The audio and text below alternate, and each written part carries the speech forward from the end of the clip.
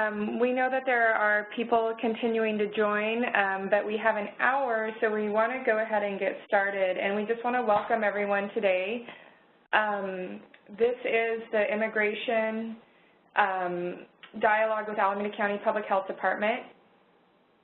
And just making sure we're set up for recording. So we'll start in a few minutes as soon as we get that set up. Okay. So we are all set. Again, this is Berkeley Media Studies Group today with Alameda County Public Health Department, and I'm going to turn it over to Lori Dorfman from Berkeley Media Studies Group. Hi, everybody. Webinars are so wonderful because we've got a whole bunch of you. Of course, we're in the dark and can't see you. I wish we could see you all, but it's our modern technology. I direct Berkeley Media Studies Group. It's wonderful to old friends and names on this webinar and some new names as we embark together as public health folks on a discussion about immigration, an issue that's very, very important at the local level, especially in public health departments. So we're really happy to be able to bring this webinar to you. Kathy will talk in a minute about the project that we're doing that allows us to do that. I just wanted to let you know that Berkeley Media Studies Group is a project of the Public Health Institute that does research on how public health issues are covered in the news, so we can better equip public health advocates to bring the issues of import to the people who need to know about them. We do training with folks in health departments, with community groups, all kinds of people, so we can help people have the courage of their convictions to say what needs to be said, but also in a way that other people can hear it, so we can really create environments that promote health instead of disease. We do that with community groups. We also do that with journalists, where we help them understand the public health issues that they are reporting on. I also want to say a quick thank you to the California Endowment, who has made this possible, and a very big thank you to the Alameda County Department of Public Health for being willing to share what they've been doing and have a robust and frank discussion about it. There are no magic words here when we're talking about immigration or any other public health related issue or social determinant of health. There's always a process. It's always in context. And Alameda has bravely stepped forward to say immigration is something we ought to be having a conversation about. There's something that we ought to know about it, and that we care deeply about all the people who live in our community. So thank you, Alameda County, for opening up your heart and your head to help us have a discussion about immigration and the link to public health. With that, I will turn it over to Kathy, who will walk us through what we're going to do and then lead our conversation. Thank you. We'll turn it over to Heather very quickly. Yes, sorry. I meant to say I'm giving it to Heather, who's going to talk about the technical stuff. Go, Heather, go. No problem. Thanks, Lori. Hi, everyone. This is Heather Gellert. I'm going to be your webinar host for today. If you have any technical difficulties at any point during the webinar, please call the number you see on your screen. It's 1-866-229-3239. Again, that's 1-866-229-3239. I will also put that number into the chat box a few times throughout the webinar, so don't worry if you aren't able to write it down at the moment. You can also send a message to me in the chat box directly if you have technical issues, but often it's a little bit more efficient to go through WebEx. Speaking of chat, at any point, if you have questions throughout the webinar, questions for our presenters, you can put those into the chat box. Please be sure to select all participants from the drop-down menu when you do that. This is a little quirk about WebEx. Please don't choose all attendees. If you do that, only the audience members will see your questions and the presenters won't. So again, choose all participants if you have content-related questions during the webinar. And you can put those into the chat box at any time. Once we get to the Q&A portion of the webinar at the very end, in addition to being able to use the chat box, if you have a question that, it's maybe a little bit too complicated to explain via chat, you can go ahead and click on the raise hand icon. And once we see that, we can call on you and open the phone line so that you can say your question verbally, and then once you're finished, you can just re-click that button to finish up. And I think that is all, so I will go ahead and pass things back to Kathy. Thank you, Heather, and also, again, thank you to Alameda County Public Health Department for being on the call today. This is the first in a webinar series of a new project we have that's funded by the California Endowment to build the capacity of local health departments in California and their partners to communicate about racial and health equity. And we see these webinars as an opportunity to get together on complex, rapidly moving health equity issues where we have some ideas about how to move forward, but there's still a lot of unknowns.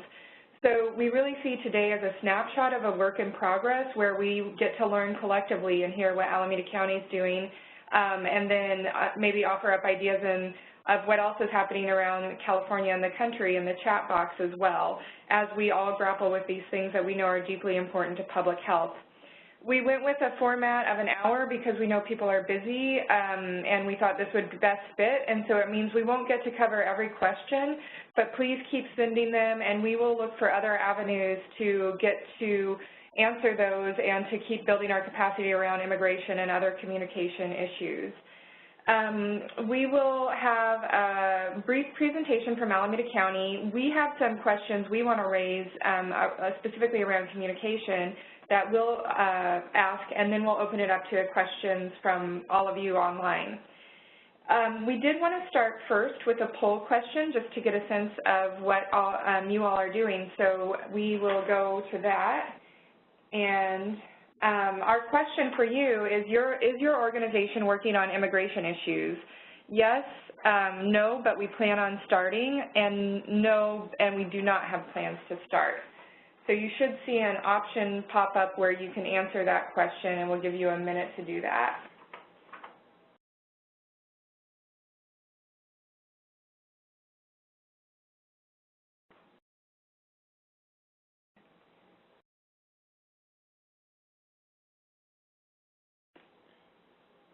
So on our end, I'm not sure if that question's popping up, but okay, there we go.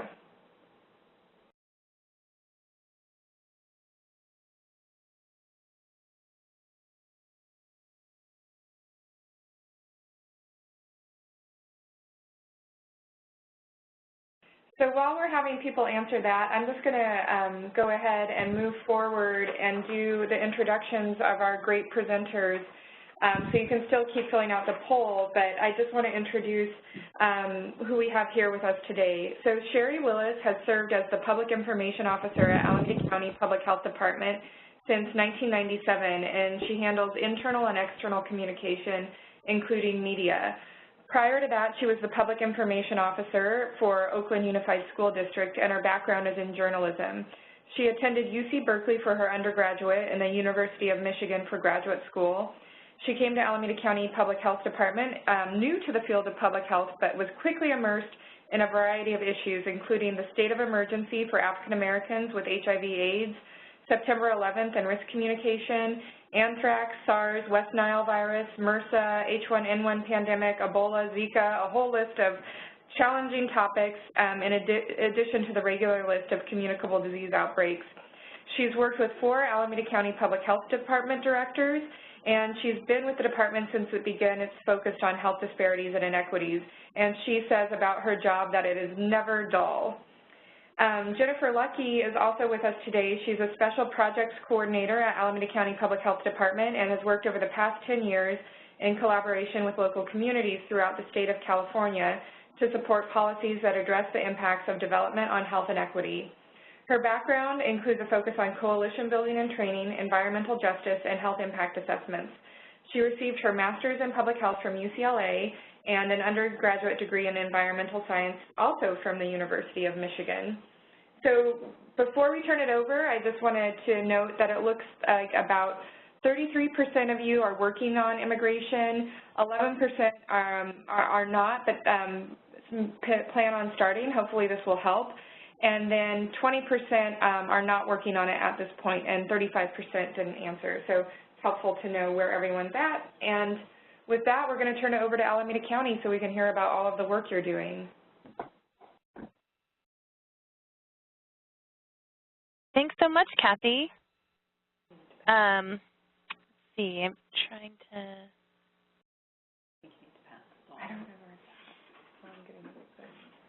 I don't see our slides up, but thanks so much, everyone, for being here today. And I think our slides should be coming up shortly. Heather? One moment. I'm trying to pass the ball from Kathy to you, so hold on. Okay. And there you go.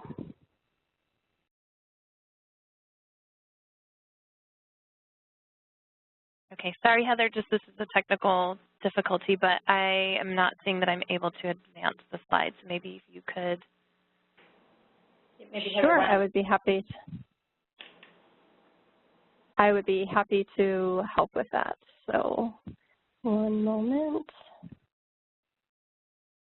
Oh, perfect. I think I'll be able to now. Oh. Great. Well, I'm going to just dive right in. I wanted to thank BMSG and Barhai for having us here today to talk about our experience at the Alameda County Public Health Department working on issues of immigration and immigration policy as they relate to public health. And I want to start out with a slide just to talk about our organizational structure. For our health department, this probably looks familiar to most of you as you also work at health departments. But just to put in context, I have highlighted here, we see the Board of Supervisors, the electorate kind of over everyone, and then county agencies, of which our department is part of, the Healthcare Services Agency. I put this here because when we're thinking about doing any policy work, and for sure in the context of doing immigration work, there are a number of opportunities to actually have influence kind of horizontally with other agencies that we work alongside with, and then also to build partnership and have some influence with vertically, so with our elected officials. And then I think for the immigration work, it's been interesting to see where different agencies lie and our relationship, whether it's a solid or dotted line to agencies such as the Sheriff's Office or the District Attorney and other agencies that have an impact on immigration policy within our county. I also just put the mission and vision of our health department here at the bottom of the slide, and I won't read through that in detail, but I did just want to provide the context that doing work around the connection between immigration and public health fits in very well with our mission and vision in order to ensure that all the residents of Alameda County have the opportunity to lead a healthy, fulfilling, and productive life. This has become a really important issue to address. And kind of, again, along those lines, I thought this was an interesting slide that I saw our Deputy Director had presented once. And I know that when some health departments or other agencies think about work around immigration or immigration policy, they may feel like, oh, that's outside of the work that we're mandated to do. And I just looking at these basic mandates for the services that our public health department is to provide, it actually fits in perfectly with immigration policy. We're thinking about how the intensifying climate around immigration may affect our ability to collect public health data. It's showing that we're seeing impacts on programs and program participation. And also we think about what are going to be the bigger impacts on health, like chronic disease or nutrition services that are being used and needed in our county. So just kind of, you know, there is a lot of justification for diving into immigration work, and I think it's a perfect fit for public health departments. Another little context here, and I promise I'll be getting to into the more of the meat of the work that we're doing, but at Alameda County Public Health Department, we do have a history of working both on local policy issues and working on issues of health equity. So over the past 10 years, our health department has really been up front and delved into a lot of work around housing, transportation, land use, food access, voting rights, et cetera. If folks are interested, you could check out our health department's website and to look at our work under the umbrella of our Place Matters program to see what we've done historically. In the past year, following the 2016 election, where there was a real intensifying rhetoric around immigration seeking to exclude and isolate immigrants, we started to hear more from our staff about concerns, how clients were being impacted, and then when the administration's executive orders, the travel ban or the Muslim ban came out, we really felt like this is an area that we needed to be flexible and put some energy into addressing. And in response to what we're hearing from our staff and from clients and programs, and then just knowing how our community overall was being affected by these issues. So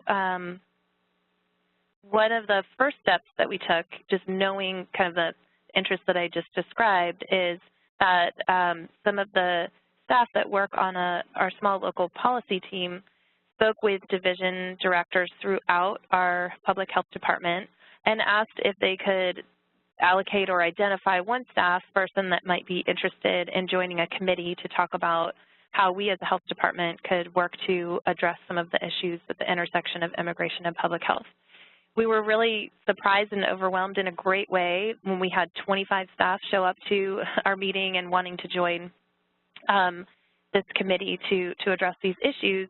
It was really great because the staff who showed up not only spanned various departments like our community assessment planning and evaluation, to disease control and prevention and public health nursing, but we also had staff that worked on administrative issues and at the program level together with staff that were, doing home visits with clients and working on the front lines interfacing with clients. So we had a lot of different perspectives together in the group, and it was powerful, when we came together, and I think it helped us come up with some really good ideas and build some momentum within our staff.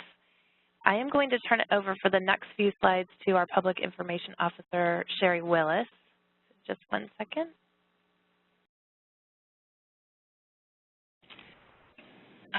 Good afternoon, everybody. This is Sherry. As Jen said, much of our initiative was launched with the help of staff. Our staff is really fantastic, and it matches the community.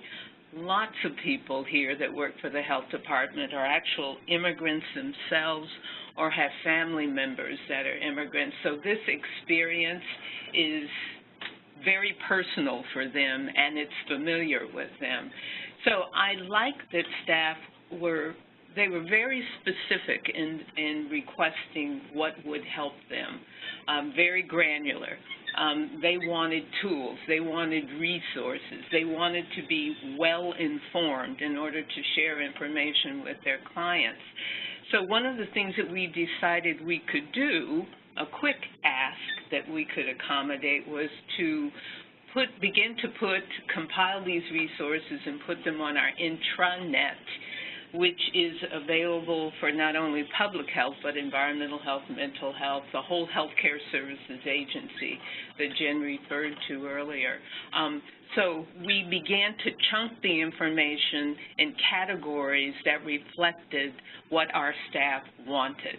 They wanted to be able to refer people to legal resources, and a lot of demand for know your rights, not only know your rights as an immigrant, but know your rights as a provider as well.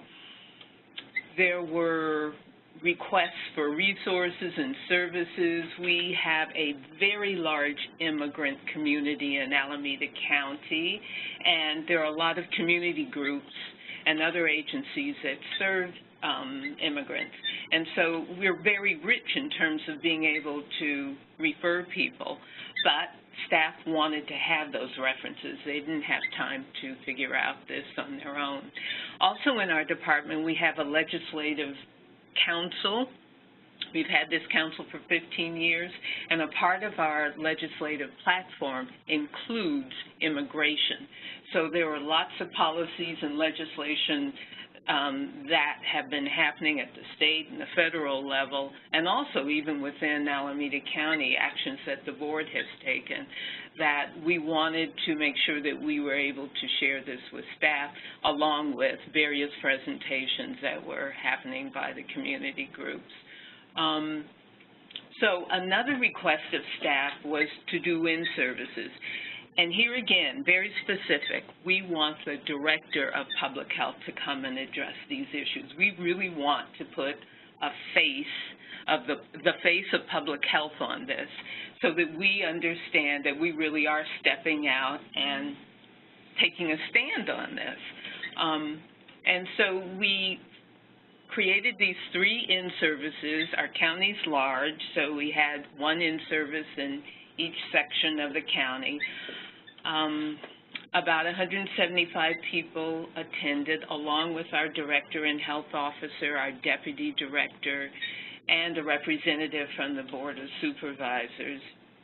We were anticipating that there were going to be some tough questions, and there generally were, but they weren't questions that we hadn't anticipated. Like many people wanted, they came up with the scenario, this is staff, thinking, well, what if we're in a meeting with a client and an ICE raid happens in progress, and they, ICE knocks on the door and they want to grab our client or request the records that we're discussing. And so we had representatives there, and they made it very clear this hardly ever happens. For ICE to seize records, they need to have a court order. ICE hardly ever has a court order signed by a judge. Usually they'll have some documentation that they've generated, but it's not a court order. And then our director was able to say to staff, we have county counsel. You will never be put in a position where you have to evaluate how to respond to a federal agency.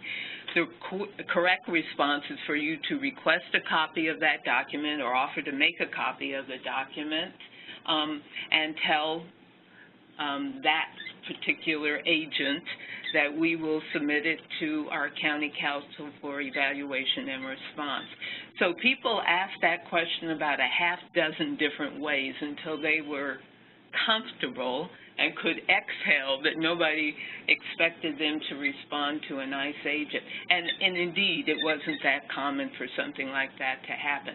And then our Board of Supervisor representative was able to explain the delicate line that law enforcement tries to stay on. Now, this preceded the state, California, becoming a sanctuary state, and statewide now, government employees are forbidden to cooperate with ICE, to use their county or state resources to cooperate with ICE. But prior to that, there was a lot of concern about the sheriff, the county sheriff, and exactly what side were they coming down on. Were they going to feed information to ICE, or were they going to, back off of that? So it was a number of questions, and we thought that people definitely were able to ask questions directly of staff and of leadership, questions that concerned them and their clients. Another deliverable that we were able to generate was an issue brief that was published in July of this year. We're so fortunate in our county to have a community epidemiologist, Tammy Lee, who was instrumental in gathering and analyzing the data that we have around immigration. We wanted to put not only a public health lens on the story, we also wanted to get away from this one-size-fits-all broad brush of immigration. Our county is about 1.6 million, and over 500,000 are immigrants that have come here with all kinds of documentation. Most of them are legal. Some are naturalized citizens. Others have green cards. and some have come over and they have, you know, they're here to study. They may be asylees or refugees. So our immigrant community is extremely diverse, and people make definite contributions. They pay taxes, they're homeowners, they have jobs, they start businesses. So we wanted to begin to tell this story of immigration in Alameda County and how dynamic it is and what a huge sector of the population immigrants actually are. We also wanted to get into the current climate around immigration, the fear, the stress, the anxiety, the xenophobia that the entire community is being exposed to, and talk about the physical and the mental health impacts of that kind of situation when you're exposed to that. A companion piece to the immigration brief was this infographic that you see, and what we wanted to do was to create a snapshot to give media something to focus in on that would also tell the story. If you didn't have time to read the whole narrative, then you could look at how we have teased out who our immigrant population is.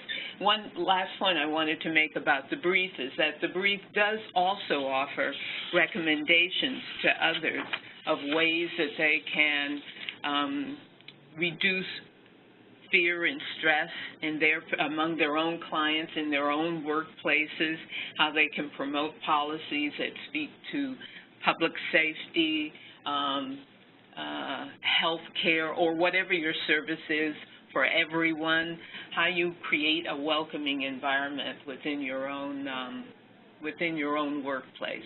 So this infographic we have posted on our website along with the issue brief, and those two documents we're using as we step out into the community. So I'm going to pass this back to Jen.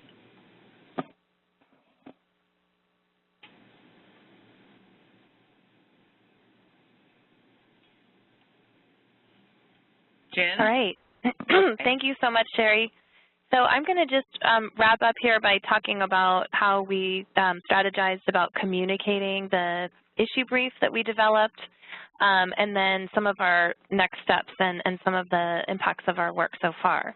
So for one, when we finished the immigration and public health issue brief, we wanted to go back to the staff, our internal staff, and share the work that we had done and share some of the data that was put together and some of those stories, and to really emphasize to our staff the importance of this public health frame, bringing the health issues and the connection between immigration and health to the forefront of discussions. We know that with about 600 staff people, we're really at the table in so many different ways throughout our county, and so our staff is really important messengers.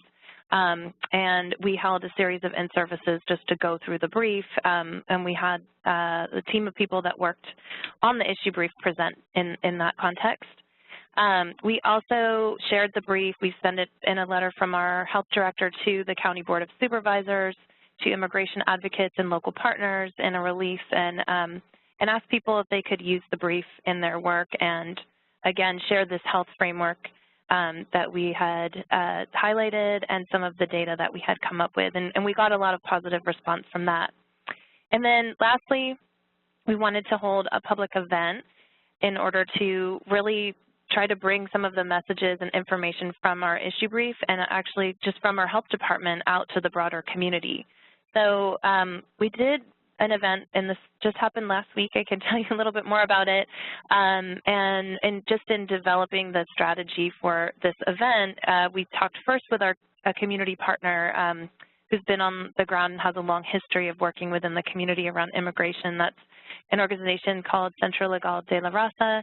We talked with them about what would be meaningful, how could we create a meaningful public event, and they shared with us the importance of having leaders in the community stand up and share a really strong public message about being a welcoming place for immigrants, and that we should acknowledge the impacts that we're seeing, and that, you know, they are seeing the impacts of fear and stress on the community and how that's affecting residents' interest or ability to access both community-based services and our county-based services and programs, and so really trying to encourage people to continue using services. So we framed our event around these sorts of messages, and you could see those represented on this graphic here, which was developed by our wonderful community epidemiologist, Tammy Lee, and which was created for the event.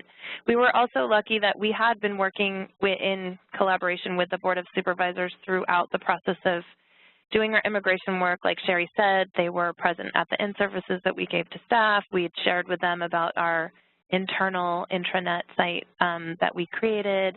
And so when we told them about this public event, 2 of the supervisors, immediately said that they were absolutely willing to come and present along with us, Barhai, and Centro Legal de la Raza. They had a client come and talk about, from a their firsthand experience, what it's like on the ground dealing with immigration issues. So we had a really successful event. We had a lot of ethnic media that I think Kathy's going to post later a story that was covered by Univision, and we had Sing Tao there and 4 or 5 other media outlets that came to cover this story when we had our community leaders up there talking about Alameda County being a welcoming place, the value of immigrants in our community, and some of the impacts that we're seeing based on this heightened rhetoric that seeks to exclude and isolate immigrants, and why we're concerned as public health department. From the public health department side, our health officer and director was the one speaking, and I think that was really great to have him as a leader out there speaking alongside the others on the panel. So just to wrap up, just in the short term, this is not a formal analysis, but I think we've had a lot of really positive outcomes of the work that we've done so far. Our Board of Supervisors introduced and passed a resolution in opposition to the rescinding of DACA, and this was in September, and as they were writing that resolution, they came to our health department and asked us for some health data to integrate into that, the language of the resolution, because they knew that we had been working on these issues. We've heard and have been working with Barhai about some of the interests that other health departments might have in using this brief to maybe inspire their own immigration brief. And I think it's just laid the groundwork for building relationships and collaborating in the future with our elected officials and other immigration advocates in our county and even statewide. And also, because we've kind of stepped out around this issue of immigration, we've been able to connect with school districts and other agencies who are dealing with other specific issues around immigration, like the issues associated with unaccompanied immigrant youth or healthcare, et cetera. And so we're really able to build new partnerships in that way. And we hope that some of the tools that we've used along the way, the in-services, creating a brief, communicating internally and externally, might be helpful in guiding our work on future campaigns, maybe on different issues. And then I just wanted to wrap up by saying, we're looking back over the work that we've done. I think in reality, one of the things that we did was just take it step by step, kind of started with where we were and looked at each task kind of discreetly and let the work build on itself. And that was a helpful process to work from. So I'll wrap up there and turn it back over to Kathy. Thank you, Jen and Sherry. So much wonderful information to share. We're going to go into a Q&A. We have a few questions for you, and then we'll open it up. Just as a reminder to folks, make sure if you are entering a message into chat, you send it to all participants. If you just send it to all attendees, none of us who are presenting will see. So make sure it's all participants. And you can also raise your hand over in the left-hand corner, and that will allow Heather to connect you via phone. And these are some of the photos from the recent press event just last week that Jen mentioned. So this is one of the more visible parts of the communication work that you all did, but some of your story you just shared is it took a lot of internal work. I think sometimes when we think of media, we think of just the points where it's very visible, but you had months of work prepping to this point.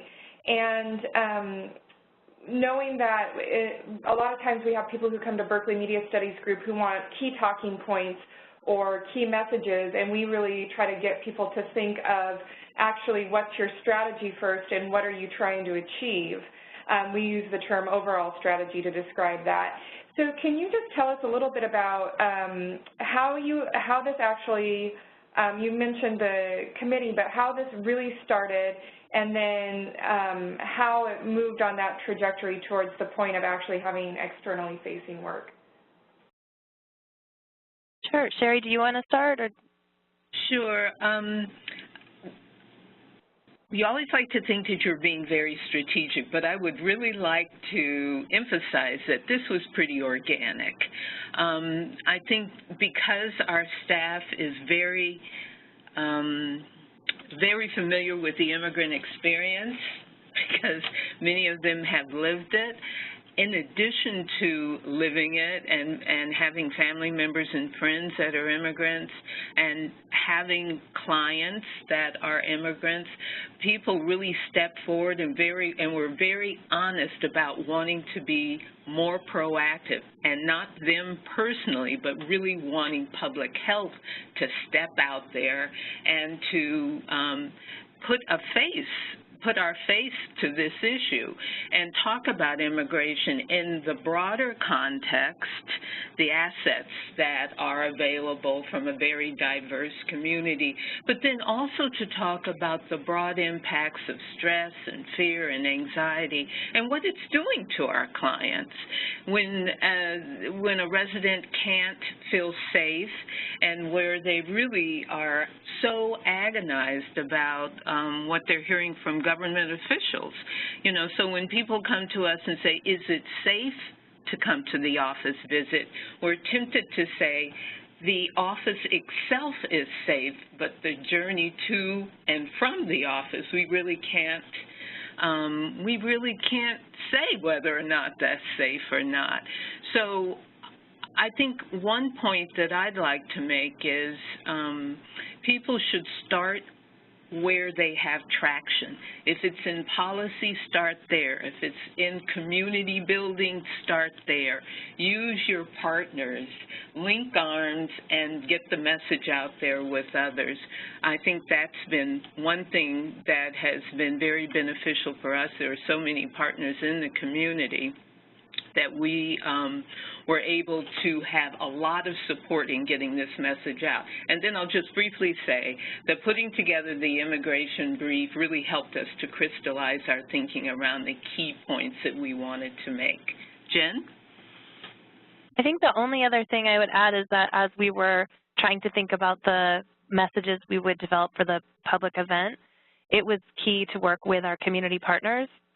And also, it could be really contextual, so we or our County Board of Supervisors didn't have some big flashy initiative to be calling a press event around, but when we talked, as I mentioned, to our community partners, and they stressed that messages coming from leaders to the community can actually be very powerful themselves, we felt like, okay, we have these messages, you know, we have them in the brief that we've created, and so we really focused around bringing those messages to the community, and we're excited that the news media saw the importance of that as well. So I wanted to follow up with that and just lift up a point that your overall strategy was, like you said, getting these messages out to community residents to continue using the services. And the press that came were really great press people to have, like Telemundo, Univision, that were Spanish-speaking news media, and so that really fit your overall strategy. Can you walk us through a little bit about why you think you were successful in getting press to attend? What was the process of inviting them? How partners played into that? Anything that you think would be helpful for other health departments wanting to generate newsworthy press events around immigration and health? Well, I think the timing worked out. The fires were a week before, so we weren't competing with that horrific event. I think the other thing was that immigration is always in the headlines, so I waited fairly late to write the news release to just see if there was some particular aspect of immigration that we could piggyback on, realizing that it was, although it was obviously important to us, but still not what media would call a hard news story. We made the pitch intentionally focused on action steps, what others in the community can do to address the fear and the stress and some of the other issues that we were seeing. So that was one thing. We had, because we were working with the Board of Supervisors, we were able to use their media organization because they contract out for the services, and we did tandem outreach. So we sent out the news release. They made follow-up phone calls. We specifically pitched it to ethnic media. We have a hard time bringing in ethnic media, but here again, I just kind of have to pat us on the back. Our staff is very diverse. Our public health director is African American who's fluent in Spanish, so he was able to do the interviews in Spanish. The Board of Supervisors that participated is Chinese, and she was able, and the Chinese, the media definitely knew her. They know Wilma Chan. She's been very out front about immigration. So she was able to address the issues that they were presenting to her. So I think it was an opportunity for us to really, it was an opportunity for me in particular to really focus on ethnic media and really wanting them to be the ones that came and covered the story, because a lot of their viewers are actually living those lives. So to see the face of the public health director and a board supervisor around a news story was indeed important. And then I know that you worked with Centro Legal de La Raza, and that they worked with a resident to speak at the event about the impacts of federal immigration policy and rhetoric on her life. What advice would you give to other health departments or organizations working with residents who might speak out about challenging situations at press events? Well, I think just having an advocate there, the resident that came was there. She's actually involved in a pending legal case that she was there with her lawyer and a strong advocate. And I guess that one piece of advice is just to prepare not only for the messages that residents can deliver, but also just to be prepared for, the media, what their response is going to be, and whether they might, what are the boundaries of the residents? Do they actually want to talk to media in a one-on-one interview? That's what the media is going to want. But if a resident or someone who's speaking doesn't want to do that, that's absolutely fine. And it is nice to have residents clear about that, and also to have advocates there just understanding those boundaries as well. And then making sure, just for any speakers, that we're really able to connect the dots between resident testimony and then what the talking points are from elected officials and other leaders. So in our case, we were really trying to encourage people that community services and county services are so vital and important, and that our services haven't changed, our values haven't changed. We're redoubling our efforts to really ensure that all of the residents in our county continue to use the services and the supports that they need, and to connect that to the residents' message of kind of how hard it was and the sorts of discrimination and issues that they were facing on a personal level, and how they had partnered with this community group to help give them some strength and feel brave in a situation that was difficult. And I thought it was my favorite part of the event because she was so passionate about it. And it was just her frontline story, specifically about housing, how her landlord was intimidating her. She had asked for some improvements, and he was threatening to, she, I can't remember, the landlord was threatening to call immigration. I mean, it was really unbelievable. She's telling this story, and it's a perfect fit, as Jen said, to what we're saying about creating stress and fear over housing and inserting that immigration threat over a situation that involved substandard housing, and how this has become a legal fight. And, you know, sometimes we, as storytellers in public health, we speak for our clients. It's best to let them speak for themselves because we can never be as compelling as they are. Thank you. So now there's a few questions coming in from the participants. I want to switch over to those. One question about will these webinars continue to focus on local health departments and what county health departments are on the call? So there were 33 different people from 33 different states registered, and one person from Canada. I'm not sure if we'll release all the county departments on the call, but the health departments are our main target of this grant, so we'll continue to tailor these webinars towards health departments. Berkeley Media Studies Group offers a lot of different resources, so we encourage you to go to our website, sign up for the newsletter, find us on social media, and that's a great way to hear about other webinars and resources. So there's two quick questions, and I think I'll just combine these so that you can make sure you get to both of them. One person asked, how have you justified immigration work through Title 17? And then another person asked, federal level policymakers are floating different proposals for immigration reform. What role can county public health departments play here? So this is Sherry. Here again, I think it's easiest to jumpstart this process based on what you're already doing. For immigration reform, legislative remedies, we have a ledge council. So we take up issues. Since immigration is in our platform, we can bring any kind of state, mostly what we review is state bills, but we also review federal bills because we have both state and federal lobbyists. But we can bring those kinds of issues to our legislative council, take a stand on them, have a conversation about it, reach out to other county agencies and see if there is some synchronicity there that we can piggyback on, and then work with our electeds that way. So in our case, it's already a part of public health.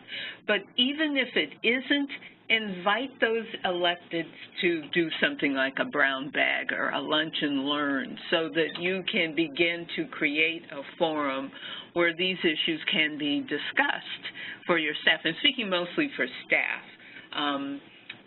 Because it's an excellent opportunity not only to inform staff, but then also to give them the resources, the tools, the language to go and speak to others, and also to share the information with their partners and their clients.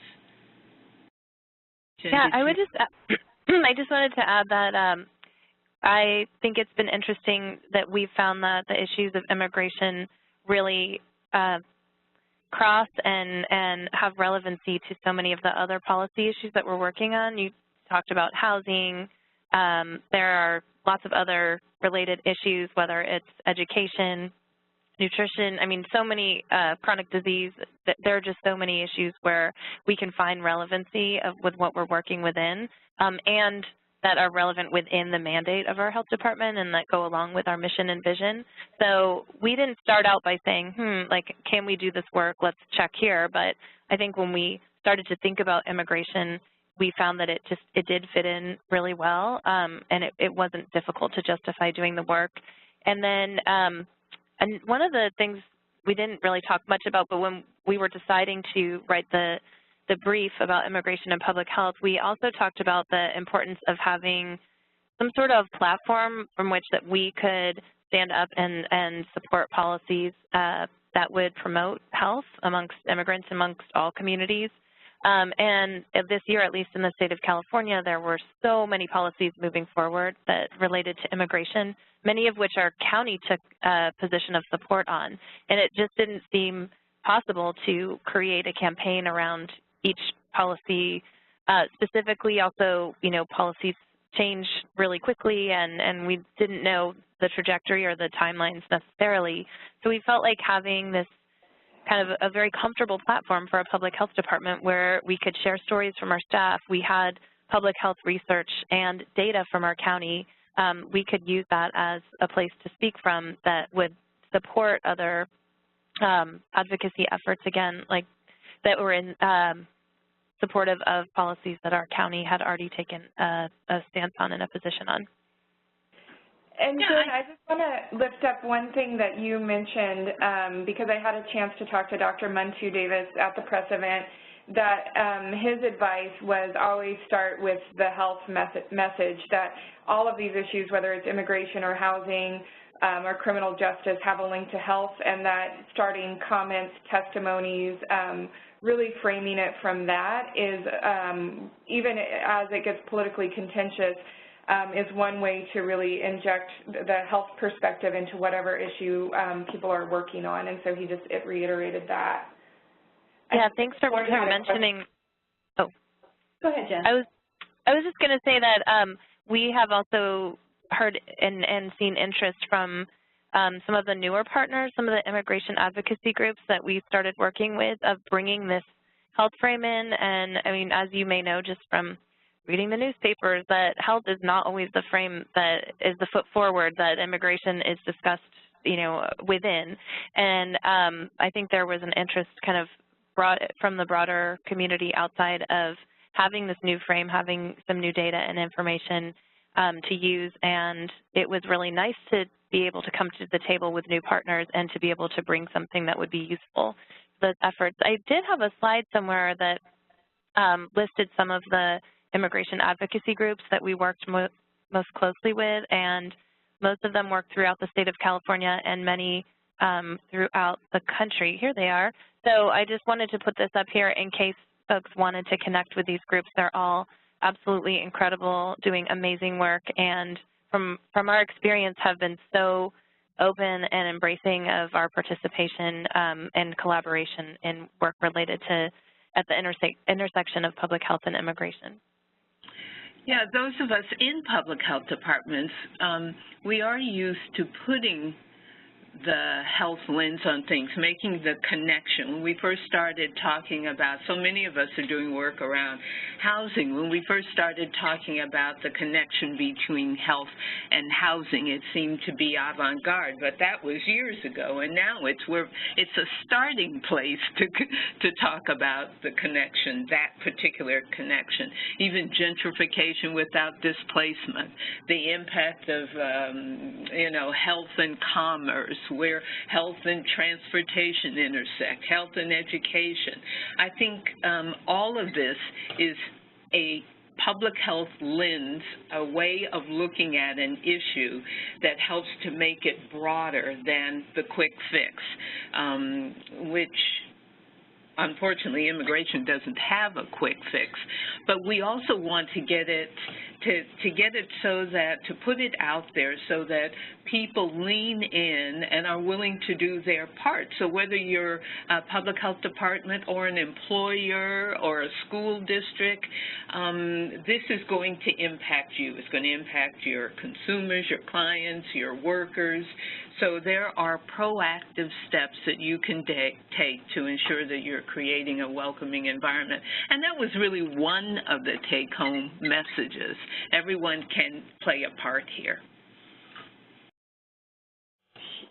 Sherry, this is Lori. That is a great summation about your starting point and the putting, and Jennifer, the way you described putting a health message first. I'd like to point out one other frame that I think you guys did beautifully, and that was talk about the we, that this is about all of us, and we are a community that is widely diverse, and all our members are important, and I think you did that really well. And I was just curious if you have one little quick thought about how you thought people were, how comfortable were people with the message that you were able to put forward? Was the brief all it took, or did you have to work with people to be able to get more comfortable talking about immigration in the way that you put health forward and the we, if you will?